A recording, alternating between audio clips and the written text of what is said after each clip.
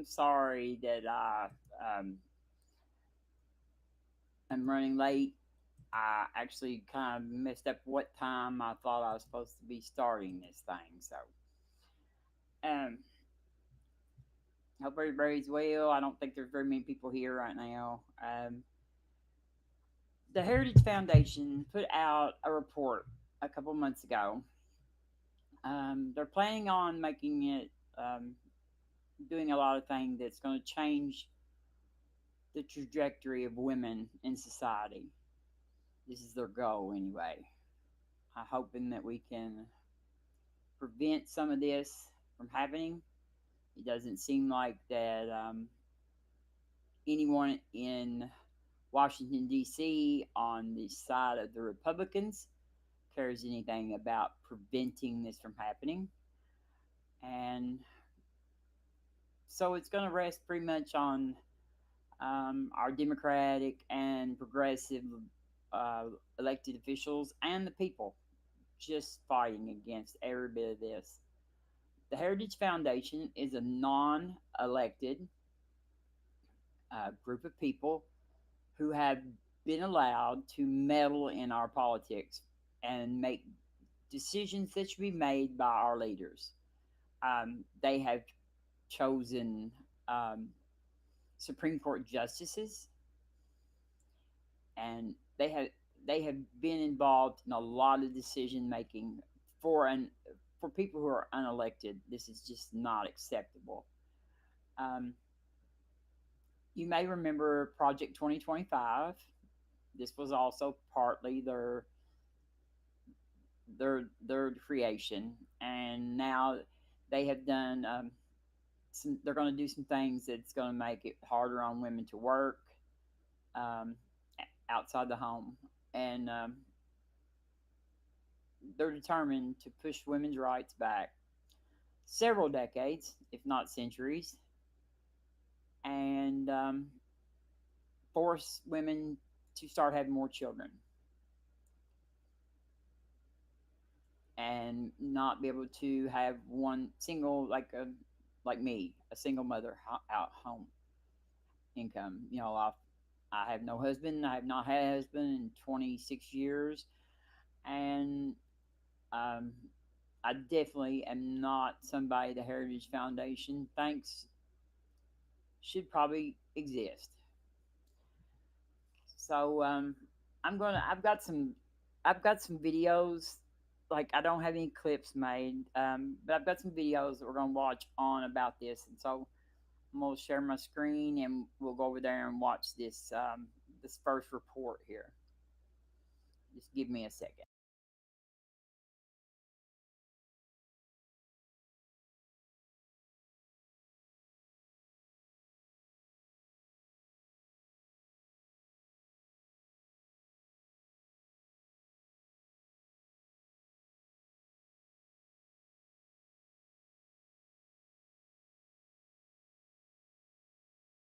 If you thought that the Heritage Foundation, the group behind the radical governing blueprint known as Project 2025, was finished dismantling American democracy, think again. Now they're turning their sights even more keenly on America's women. The same movement that drafted a plan to remake and undo much of the federal government has now unveiled a chilling new manifesto, one that is aimed at making it harder for women to work, harder for them to live independently, and easier to push them back into financial dependence on husbands or fathers. This is not hyperbole. In the same way that Project 2025 wasn't hyperbole, though plenty of critics dismissed it as such, especially as Trump himself disingenuously disavowed it. 1 year into Trump's second term, groups tracking his administration say that roughly half of Project 2025 has already been implemented. That includes dismantling federal diversity and inclusion programs, dramatically expanding immigration enforcement, rolling back environmental protections, eliminating federal funding for public broadcasters like NPR and PBS, and so much more. That blueprint also called for authorizing military troops to help seal the border, removing immigration enforcement protections from places like schools and churches, and dramatically expanding immigration detention facilities. If there's one lesson to take from all of this, it's this. Do not underestimate the determination of this movement or its hostility toward liberal values and the expansion of democratic rights for groups that they see as outsiders. And they see women as outsiders. Their latest document, Saving America by Saving the Family, a foundation for the next 250 years. You got to give it to these people. They think big. It was published in January. Its purported goal is to reverse the country's declining birth rate. And you can't physically force women, if you can't physically force women to have babies, which is what abortion restrictions aim to do, you can design government policies that pressure women into having more babies. It's not exactly rocket science, at least not from the perspective of the ordinary caveman. You cut off opportunities outside the home. You make the public sphere hostile to women's independence. You create a system where the only viable path left for women is dependence on a man for survival. In other words, you drag the country back to a time when women had fewer choices. If Project 2025 laid out how a conservative administration could reshape the machinery of government, this new blueprint lays out the social vision behind it, a plan for what American family life should look like. And when you strip away the soft language about family values, what its proposals would actually accomplish, if carried out, is the rollback of decades of women's freedom. According to its authors, the reason women are having fewer children is simple: feminism. The Heritage Foundation blames the feminist movement for encouraging women to rethink their relationship to men, marriage, children, and family. According to the document, quote, those two forces, big government liberalism and second-wave feminism, combined to radically change how men and women thought about their roles in the home, end quote. In other words, women today have too many choices. Your daughters and granddaughters can dream too big in America and, God forbid, pursue opportunities outside the home. From the perspective of the new right, those freedoms aren't progress. They are, in fact, the problem. So the solution the right proposes is to make those choices harder for women, much, much harder. Quote, the state and federal governments should recognize the natural differences between men and women. They should also preserve this distinction between the sexes in law. Preserve this distinction between the sexes in law. The law should discriminate against women. Put them back in their place. The plan goes on to discourage women from higher education, arguing that college delays marriage and reduces fertility, and it frames contraception itself as part of this so-called crisis. Quote, as nations industrialize, several factors conspire to reduce birth rates. These include the proliferation of birth control, more prospects for women to receive higher education and work outside the home, the delayed financial independence of young adults, and the government's role in old age Social Security, end quote. Translation? Women controlling their own fertility, women seeking higher education, women working outside the home, it's all just bad. But the agenda goes even further than that. The report calls for reshaping tax policy to reward large married families while cutting support for single mothers. This is taken right from Hungary's playbook, which offers income tax reductions for each additional child that you have. If you have 5 children in Hungary, you pay no tax. Unsurprisingly, no one took up the offer because no one actually wants to have 5 children in 2026. So Hungary reduced it to a tax-free life for just having 3 children starting last year. That too has failed because nobody wants 3 children in 2026 either. So starting this year, if you have just a paltry 2 children in Hungary, you pay no income tax for life. And since young women getting educated and staying unmarried are the real scourge of society, starting this year in Hungary, if you're under 30 and you bring just one single life into this world, the rest of your happy maternal Hungarian life is tax-free. But I digress, because this isn't quite Hungary yet. Here in America, this proposal, akin to Hungary's, proposes eliminating child care incentives that help women work outside the home. It supports legal frameworks that could effectively ban in vitro fertilization by granting legal rights to embryos from the moment of fertilization. It criticizes no-fault divorce, the laws that make it easier for women to leave abusive marriages. Taken together, the America they envision looks very different from the one most Americans live in today, a society organized around a rigid patriarchal structure, men as providers, women as dependents, and very few ways out. Consider this line from the report, which attempts to explain the country's declining birth rate. Quote, today's adults may favor autonomy and personal development over raising children more than earlier generations did. Thus, greater opportunity cost rather than the greater actual cost might be a better explanation. Translation? Women today have opportunities their grandmothers could only dream of. They can pursue education, careers, independence, lives that extend beyond marriage and motherhood. From the perspective of the new right, that's the crisis. As the writer Jill Filipovich has warned, quote, they see women being able to control our own fertility as the root of the problem. They're right. Women being able to control our own fertility is one of the most powerful tools women have for independence. Women who cannot control their own fertility are under greater patriarchal control. The right has already succeeded in stripping the right to abortion from American women. It was never about saving babies. It was entirely about forcing women back into submission. Trust that when they identify contraception as a tool that shoulders a large share of the blame for the present malady, they are telling you that they are coming for contraception next. Historically speaking, we've seen versions of this before. In the 1920s, Benito Mussolini launched a campaign in fascist Italy known as the Battle for Births. The goal was to increase the population and strengthen the nation. Women were pushed out of jobs. Families were rewarded for having more children. Motherhood was glorified, while women's independence was deliberately restricted. The new right's version is wrapped in the language of religious revival and family stability. But underlying logic is strikingly similar. If women aren't producing enough children, the answer is not to make parenthood easier with things like childcare and paternal and maternal leave and education subsidies. The answer is to make women's independence harder. And the people promoting this vision aren't even hiding their goals. Scott Yenner, a conservative political scientist recently appointed to a senior leadership role at the Heritage Foundation, has described universities as the citadels of our gynocracy, meaning a society run by women. He argues that higher education should be de-emphasized in order to advance what he calls family matters. In a 2021 speech at the National Conservatism Conference, he went even further, suggesting that women should be pushed out of large parts of the workforce. Every effort must be made not to recruit women into engineering, but rather to recruit and demand more of men who become engineers. Ditto for med school and the law and every trade. If every Nobel Prize winner is a man, that's not a failure. It's kind of a cause for celebration. Why can't our celebration of male excellence in sports be translated into all facets of life? More successful men will mean more happy citizenry and a stronger nation. Happy men equal a strong nation. Gets better, by the way. In that same speech, that's a serious speech, it's not a satire. Yenner attacked women, did something else about his thinking that should fit everyone. Listen. Such medicated, quarrelsome, and meddlesome women gain their meaning through the seeming participation in the global project. They are agents of the new world, but not new life.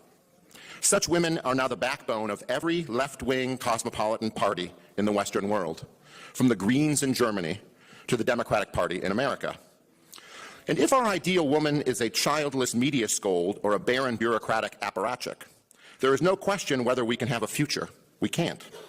There is a question of whether we deserve one. There is a question of whether we deserve a future. Setting aside the misogyny contempt dripping from that rant, that line should send a chill down your spine because it reveals something profound about the worldview behind this movement. Who exactly is the we that he's talking about? Certainly not the meddlesome women he condemns for finding meaning outside the home. Yenner seems to believe that he and men like him are fully entitled to dictate and hold ownership over women's futures. And this isn't some fringe internet rant. This same line of thinking now sits inside the leadership ranks of the Heritage Foundation, the same group helping shape policy for the Trump administration. Yenner's comments reveal another political calculation behind this agenda. Educated women and women who make independent decisions about their lives tend to vote Democratic. Yenner seems to think that's because Democrats throw great parties. But the reality is much simpler. Many Americans, men and women, who don't believe society should be organized around patriarchy, racial superiority, or religious nationalism, tend to gravitate toward the party that defends civil rights, pluralism, and personal freedom. For men of the new right like Yenner, policies that push women out of universities, out of the workforce, and out of public life don't just force women back into the home. They fundamentally reshape political power, which is why this agenda is not just about culture. It's about control over women's futures, because these far-right extremists and the movement surrounding Donald Trump, the real problem is women themselves. Women who think. Women who choose. And they may think things and choose things that threaten the power structure of the new right. So their answer is to push women back into their place, to strip away their autonomy, to push them out of public life, to narrow the futures available to them. Ultimately, this agenda is not really about solving demographic decline. If increasing the natural replacement rate was the actual goal, the proposals would actually look very different. Countries around the world face falling birth rates, and they've taken very different approaches. They expand childcare. They guarantee paid paternal leave for mothers, maternal or paternal leave for mothers and for fathers. They make housing more affordable. They support working mothers. This plan proposes none of that. Instead, it calls for shrinking the social safety net, especially the programs that allow women to live independently. If women have fewer options, the thinking goes, they'll have more children. They'll be bound more tightly to the men in their lives with fewer ways out. This is about dragging the country back to a time when women had only one choice, to submit to men. Project 2025 has already shown us how quickly the far right can move their ideas into government policy. And the architects of these plans are not fringe figures. They are inside the administration. The CIA director, John Ratcliffe, the FCC chairman, Brendan Carr, Trump's border czar, Tom Homan, the SEC chair, Paul Atkins, the trade advisor, Peter Navarro, and Russell Vought, one of the chief authors of Project 2025, who now runs the office that oversees the federal budget. The men behind this draconian vision are already in power, which means the stakes for America's women are very real. But history also tells us something else. As my next guest, Kathy Spiller, puts it, the United States has faced coordinated backlash against women.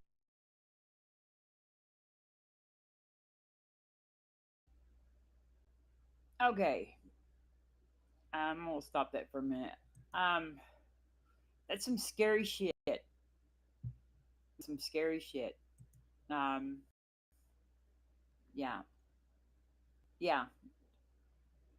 Hello, y'all. Let's see who's here. Let me see. I can't. Let me see if I can.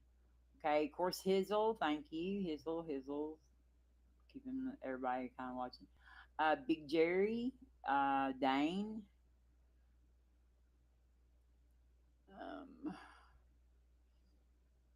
Doom. Ryan Murphy. All men. Nice. Um, yeah. I don't know how many of y'all have daughters. Maybe some of y'all have sisters. Um, but this is what the right has planned for American women, and nobody elected these people. These are not people that we elected. You saw that list of 6 men there, and none of those were an elected official. All of them. So none of them are representative of any of American society. And yes, like I agree, Doom. Wonder why people don't want more kids? Okay. Truly a mystery, yes. Because how can you afford a bunch of children and give them what we owe our children? Um, my daughters, both of them are, one of them's out of college, the other one is attending college right now. It's very expensive, and I will admit, I've not um, been responsible for their entire educations. My parents sort of planned for this type of thing back when I was young, and so they've been a big help. And then my daughters both have been forced to take out student loans, but they had the choice to go to school. And I think every woman or every girl who is growing up in America should have that right. And um, it's almost like these people pretend that women have not contributed to any way that we got where we are. Yes, yeah, we have. We almost every baby ever born was born to a woman. Yes, yeah, I agree. Okay, so what? Women also have done a lot of other things and have contributed to the sciences, to like every branch of science, from space travel to the internet to medical, you know, to X-ray, and these men actually the what got me was the speech that he gave about the excellence of men. Women were always a problem ever since I had lost that rib. Yes, I agree. Yes, we should have never stole the rib. I actually had a friend who argued with me not too long ago that he had one less rib than I did. It's just kind of funny. But yes, God does have a trouble controlling women. But they are coming. They are coming. They've come. They've done rights. They've already took that. And even though I feel like that a lot of women who are in the position, young women are in the position to where the restriction of abortion rights is going to harm them. Knowing we have to though educate women on how to control, you know, like they have to try to stop from getting pregnant at young ages, and make them realize the what the cost is going to be. And like if a woman, and see, like feminism is such a evil thing in their eyes. It just I hear it all the time. Jim Bob and Andrew Wilson and his lovely wife Rachel, you know, like to draw on about the feminism and how feminism is hurting women. No, feminism is not hurting women. Feminism in their eyes is hurting their ideal of what women are supposed to be. It's not that it's hurting women; it's hurting their ideals. Um, Feminism isn't anti-man. But it is um, pro-woman, and it is pro-equality. And once again, we see that in society, once you're used to privilege, equality feels like oppression. And yes, Doom, it's an inferior complex. Yes, they do not want to. They don't want to have to compete with women. Men like DUI hires, like Pete Hegseth, who is an complete incompetent person in his job, um,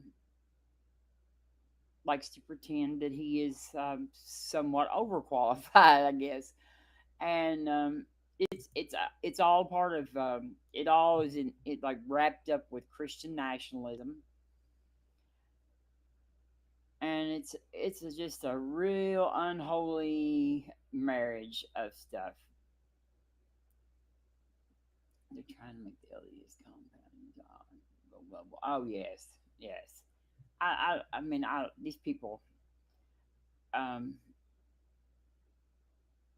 when you think that this that a being put us here and planned out, the roles of women and men on this earth, it's so easy to get lost in that sauce and think that you know what society is supposed to look like.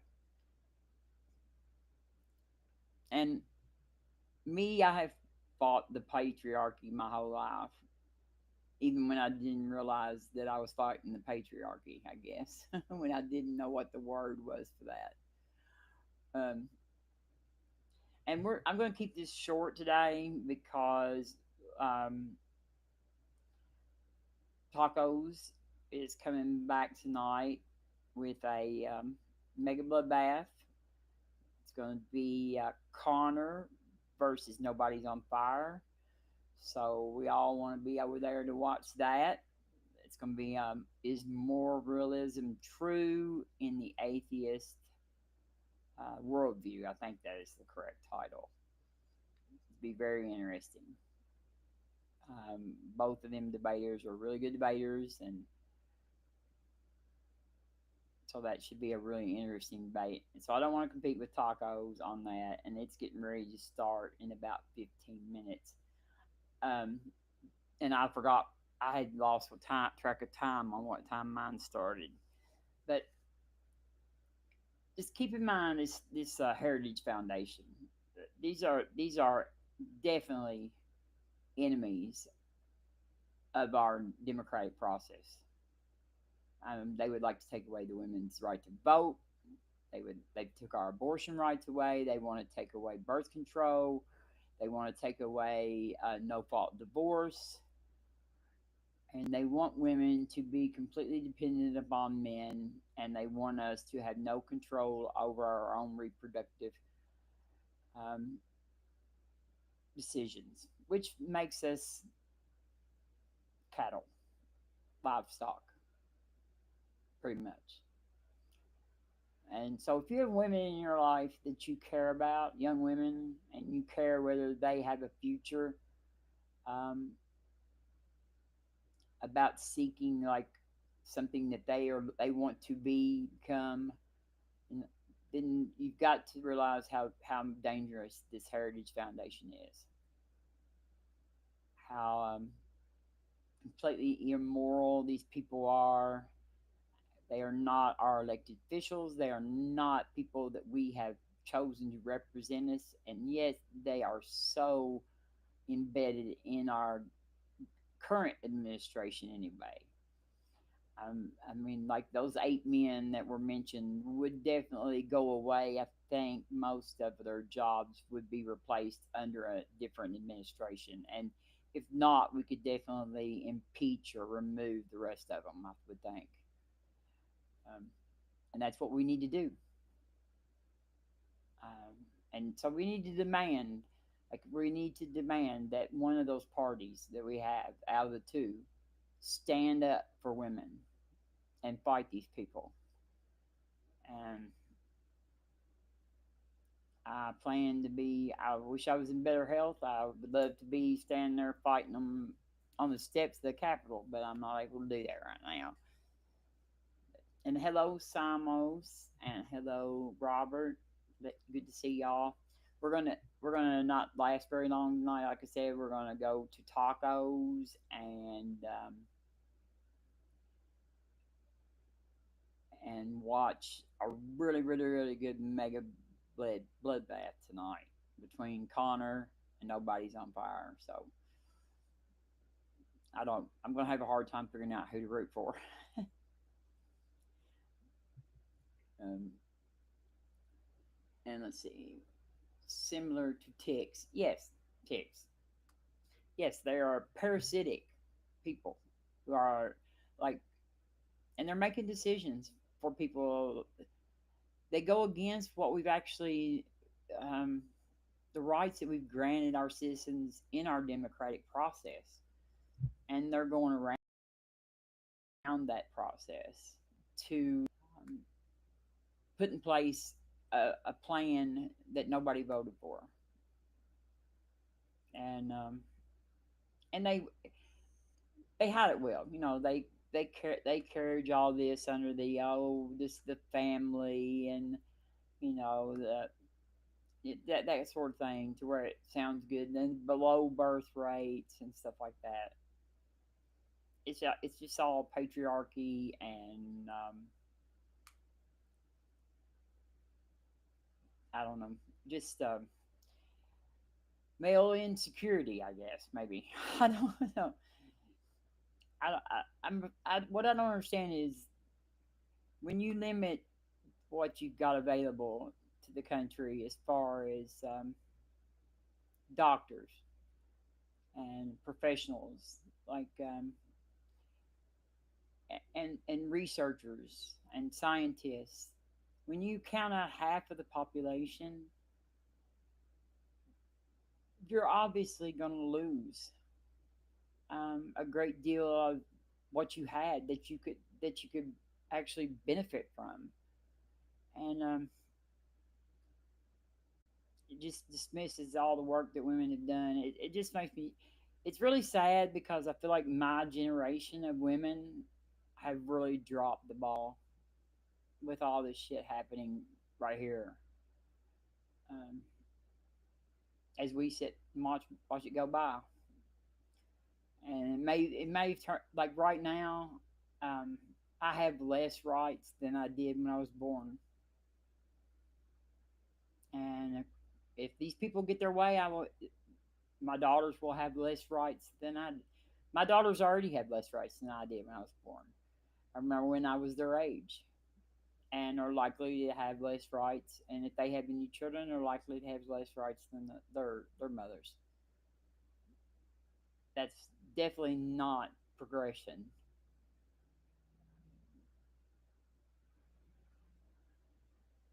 And once again, I probably would blame this on religion.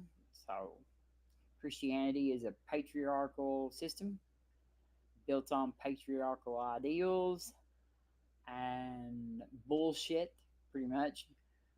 And just one more reason we need to try to convince people to see another way out of this mindset because it's bad for society, it's bad for women, it's bad for the men who um, are raised in it, who are taught these ideals as being true. And I guess that's all I'm going to do right now because we're going to get ready to go to tacos. So please come over there and watch the Mega Bloodbath. It'll be a good one. And I thank y'all for showing up. I see there's no women here. That'd be all right, though.